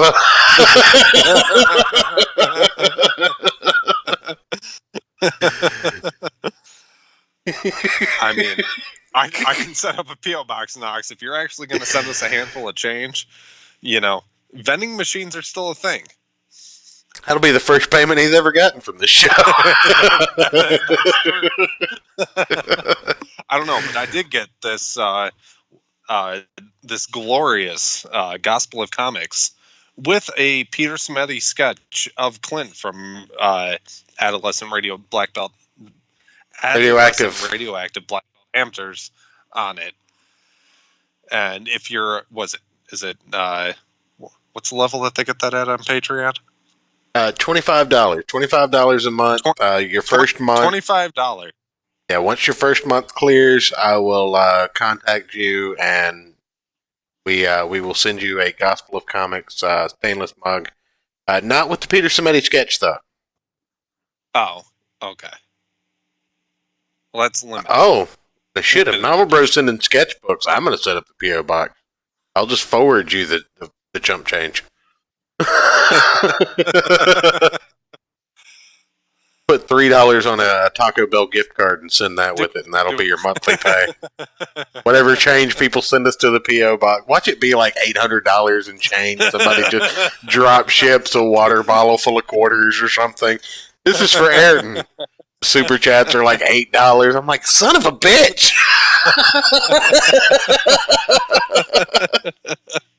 I will if you fucking no.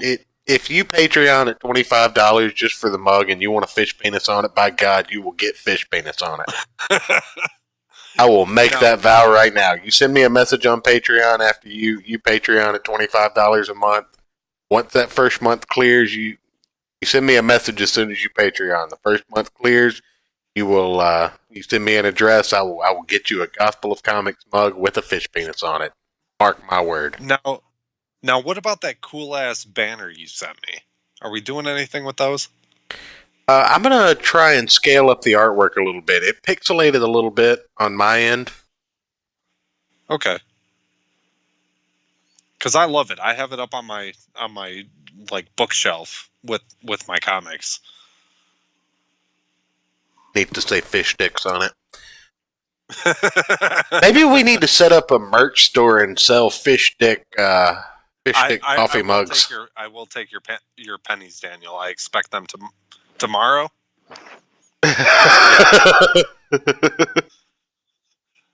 Daniel's someone from work. So. Oh, okay. Okay.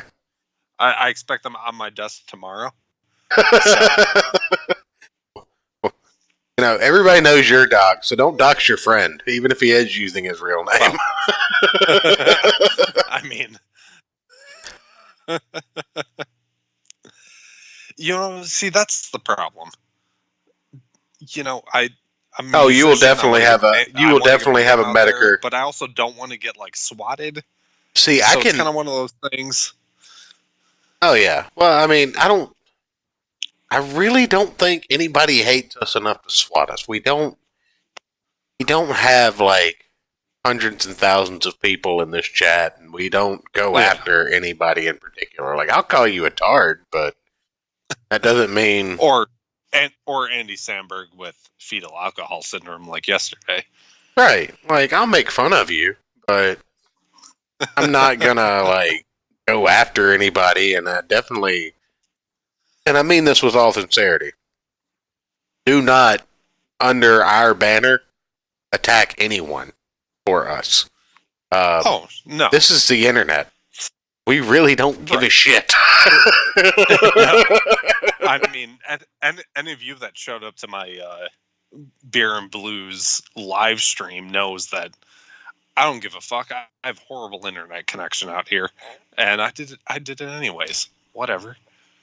But no, that is a definite. Do not raise the Gospel of Comics banner in anger. No, we're a chill stream. If people don't like us, we will invite them on the show to tell us why. And if you can still be an asshole to us after making it 2 hours in the show with us, then we'll just yeah, we'll send just you a trophy for that. Yeah, there we go. Well, I can make trophies. I'll just make a big baby trophy because they do make trophy toppers with babies. So I'll just make big baby trophies and send them out. People that can't get along with us after 2 hours on a stream. I mean, to pat ourselves on the back, we've had 30-ish guests come on the show. Yeah, and I don't think we've had a bad experience with any of them. Yeah, and I think all of them we still talk to. Most of them, yeah, most of them, or at least interact with on Twitter or something like that. Yeah. So, no, I mean, this is the future of the this is the future of the internet. People, just chill, hang out.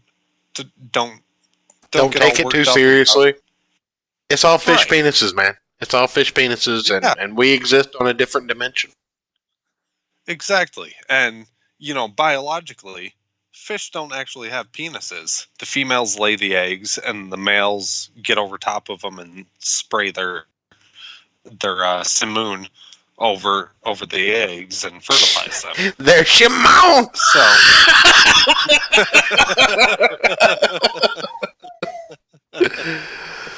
my wife probably hates me right now. And that's what we're about. Eggs at the bottom of a river. Watch a documentary on salmon. Watch Futurama, where they're all salmon. That'll give you a good biology lesson there. We're just about eggs chilling at the bottom of a river and fertilizing them with Simone. This needs to be a shirt. It's all fish penises.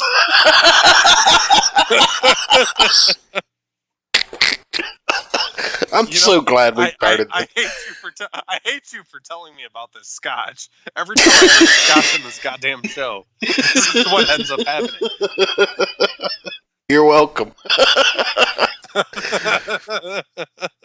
The Crouch said the brown trouts get pregnant.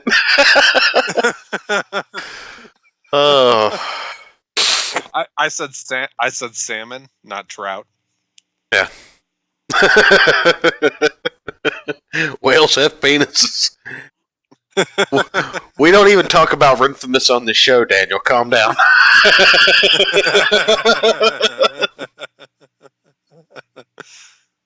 Oh man, this has been fantastic. Internet is so bad, even the DDoS can't get through. Exactly.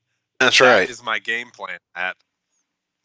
So, I was actually a little bit worried going into the show that it was going to be like really too heavy, and we weren't going to be able to get through it, and it was just going to be like a real downer. I can make a joke out of anything. I don't care what it is. Dead babies, throwing grenades. I don't care. You've seen yourself naked. I don't think anything else can be worse than that. Exactly. By the way, if you subscribe $50 a month on Patreon, I will personally send you a nude photo. I'm not making that tier. You can't do that on Patreon. I didn't say it would be of me. I just said a nude photo. You can't do that either.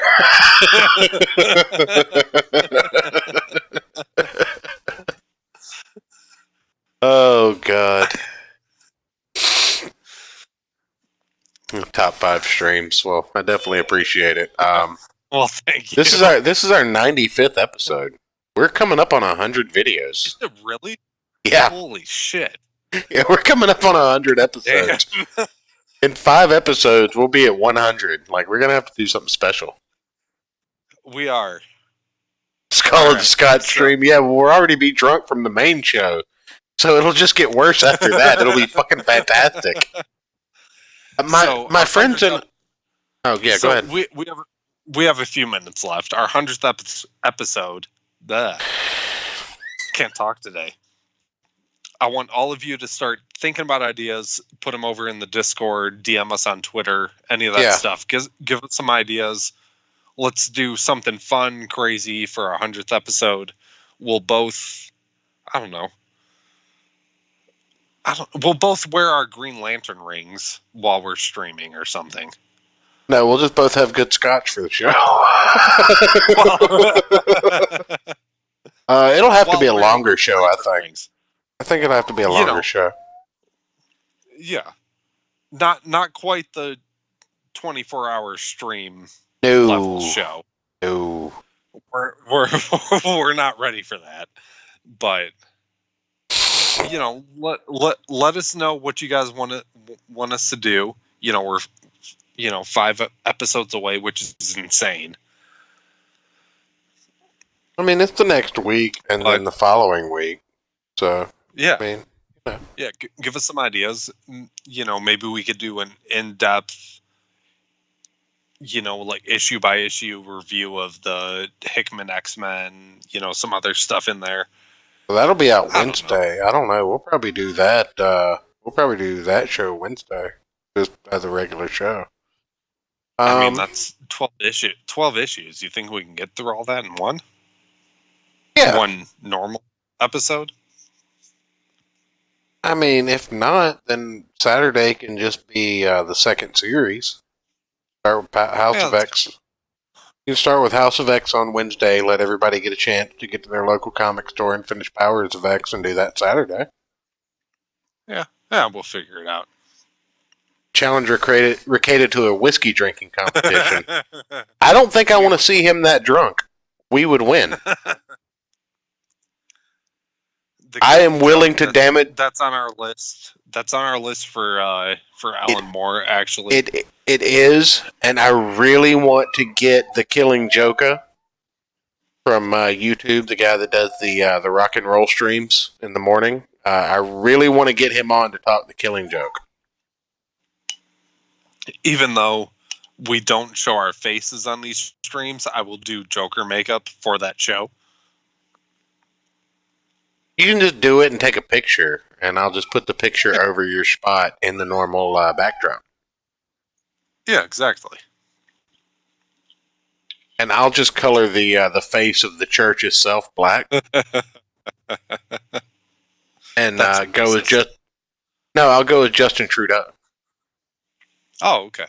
Well, then it's okay. Just yeah, say people kind. Yeah, he just has to. He has to apologize for it. Batman the Killing Joke for the 100th episode. You see the Batman Ninja trailer? Yes, I said, is that a fucking Bat Gundam at the end of it? That was my literal thought process. Is that a fucking Bat Gundam? I mean, we could do a review of the Joker movie for our 100th episode. We haven't really done just straight movie review. That would require both of us making it to the theater before we get through another 5 episodes. Think that's possible? Yeah. I have 3 children, Aaron.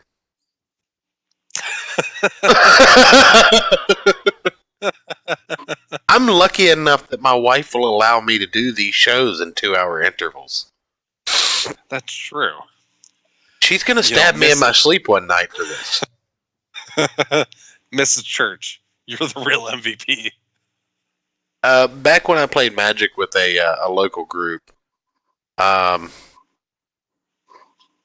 when I had a play group that I would meet with weekly, it was almost like the show. About 8 hours a week, we were play testing decks and reviewing our collections and going through and tweaking things and playing games. And there was a phrase amongst ourselves that we would use, and a lot of the Magic the Gathering community uses it. And it's a term called the Cardboard Queen. And that is the significant other of see, Knox, I can't do that. Take Miss Church with me, yes, but who's going to watch my 3 badass children? Novel bro.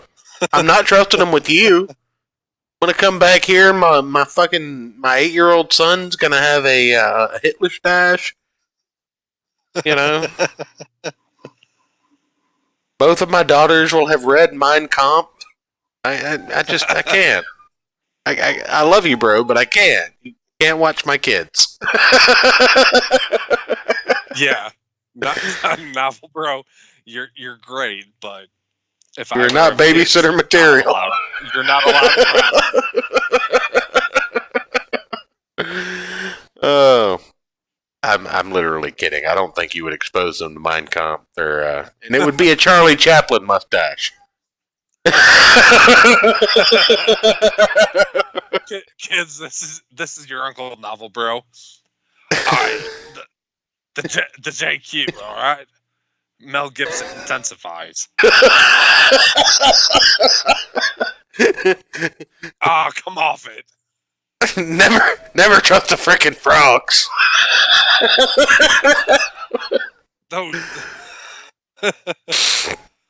Anyway, ladies and gentlemen. Goddamn English, mate. He's not Australian, you asshole. He's Scottish. They say mate. Don't just say mate. Back me up here, man. Anyway, it's we're over budget. We're over budget by like 2 minutes. Ricada will be live in probably 3 minutes. Minecraft comp.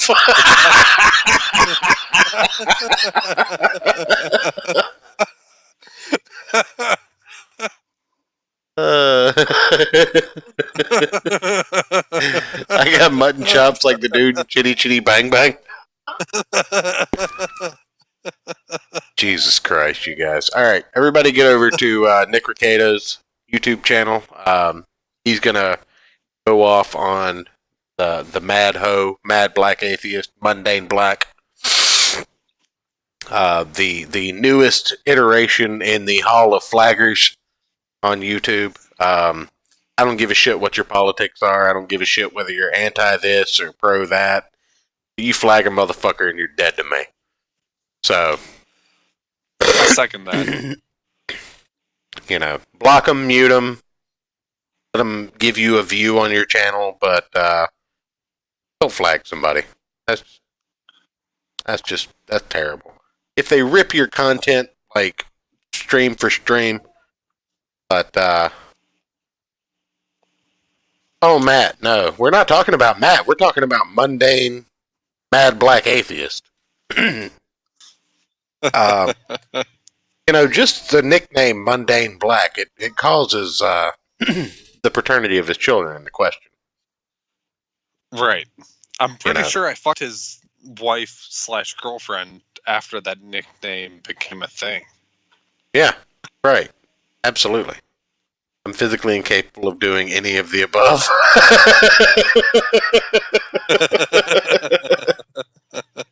Anyway, guys, that's been the Gospel of Comics. Our first review of Alan Moore for the month. We've got 3 more coming. Next week we will announce what we've picked for coverage. Probably won't be Watchmen. I'm going to try and find something without a penis.